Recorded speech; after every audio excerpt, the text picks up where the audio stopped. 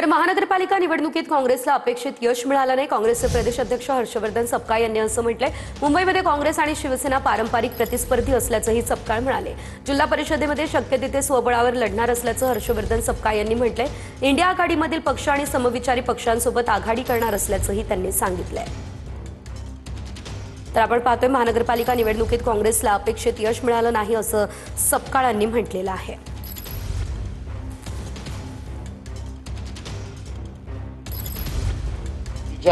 निकालामध्ये जे अपेक्षित यश आहे ते काँग्रेस पक्षाला मिळू शकलं नाही संख्यात्मक बाबीत, आणि ते न मिळण्याच्या मागची जी कारण आहे त्याचा प्रसंगी आम्ही उहापोह केलेला आहे।